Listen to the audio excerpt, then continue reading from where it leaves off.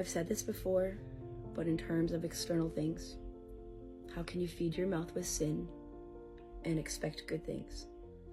Today I realized something else too, that you have to feed your inner beast with your words that you know are your truth. Because just like the spirits, the drinks that you see, this is the same concept, feeding your worth in words to your inner little child beast, of the worth and the worthiness that is worthy in you for everything, and the words that you say, so say them to you. Because what else can we do?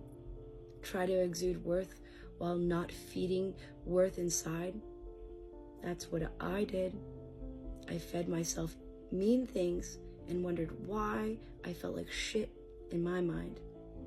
Now my heart felt tight, like it was being squeezed, with the feeling of a broken heart, one that I felt before when I've lost loved ones, but I lost me and who I knew.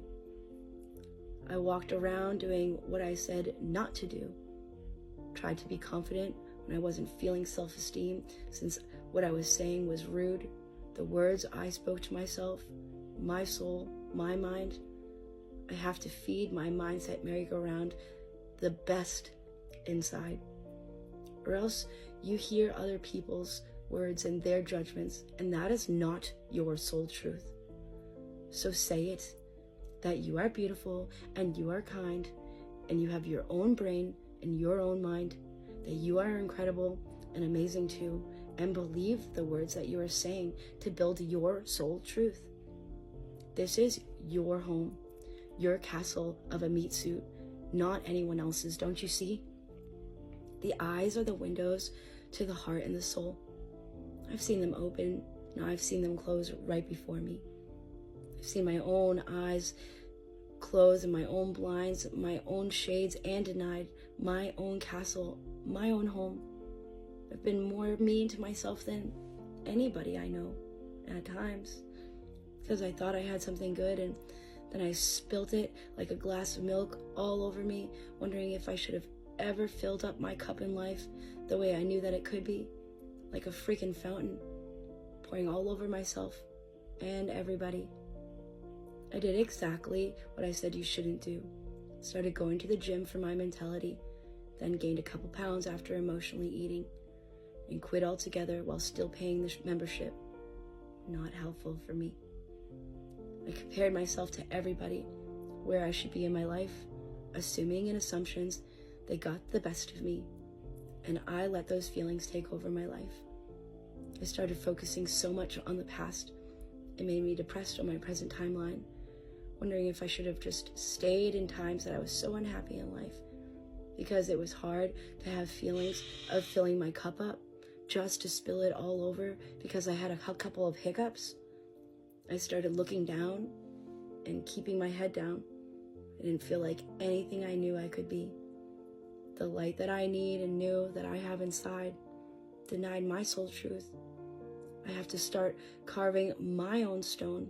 I've built so much self-love in my internal home in me. Even in the practice of a self-hug, movement, dancing, and connecting with my body. Feeling whatever I have that needs to come up, soul's truth, not lies internally. I basically walked into the woods and turned around because it got scary, when it wasn't even dark out and the path was still there right in front of me. I quit without giving myself 2 weeks. When I was a child, I used to do mirror therapy. I started this unknowingly when I was a teen. The words that I said to myself at the time, they were not true. It was just what was said to me in my life. And I looked in the mirror and felt like that the person I could see and the words that came up were not from me or my soul's truth.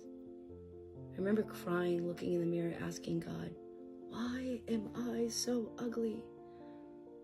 And I went from seeing an ugly child, and then my face shifted right in front of my eyes in the mirror, like God was telling me my truth. I had never said these words to myself. Someone else said them to me.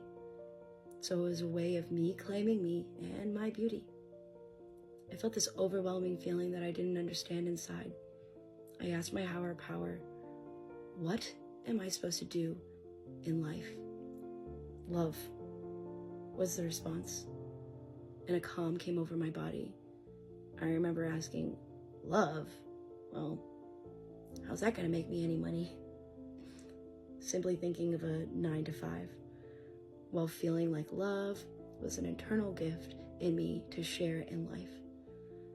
I stopped looking in the mirror at my own eyes, even in the rearview mirror in the car, but I was reminded of it within my adult life. Mirror therapy is looking into the mirror for at least 15 seconds at a time. I know that doesn't sound like much, but if it's been a while since you've made a connection with your eyes, 15 seconds can have you crying. It's taking a deep look within you to see. Look in your eyes, your face, your growth as a human being. There's a mirror in you.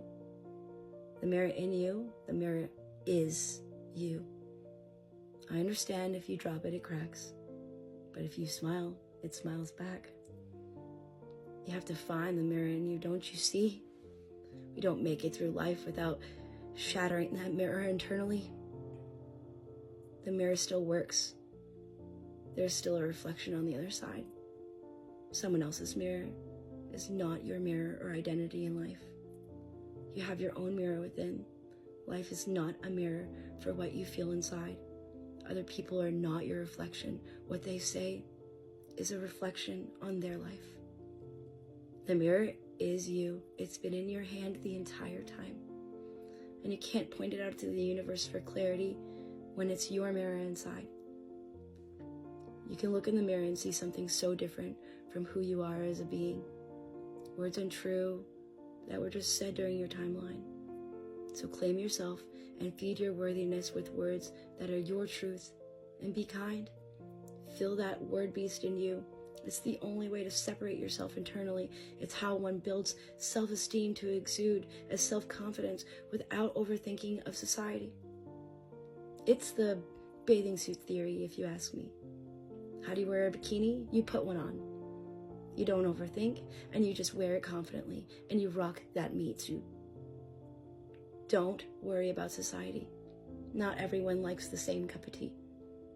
Someone will see that you built confidence in you, no matter your size, and the person who likes that body could come into your life if they are aligned, and you are open, ready, and willing to receive, instead of overthinking about everyone else's thoughts here on Earth School. That's why we are all built and look so differently, so people can find that special somebody. To build the worth in you, do whatever it is that will benefit you. Say the words internally, say them out loud in your own privacy.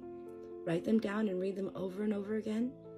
Put the words on your mirror in the bathroom, and then you will see them every day to repeat them. Morning, noon, and night, especially when you brush your teeth or pee. Any time of day, just reclaim your word warfare inside. Write the words on the fridge with erasable marker instead of having a bare door or magnets that many forget to read. And read your words again and again. Write them big and bold and change them weekly or whenever you feel good to do so. If you find yourself walking by not looking at them, that's usually a sign to change the writing to me. Write them in first person. I am beautiful. So when you read, it's exactly how you say it that goes into your Byzantine. If you write you are beautiful, that's not effective enough to me because the brain may assume you are speaking of someone else, which might not build up the utmost self-esteem. Don't be embarrassed or erase them if someone comes over one night.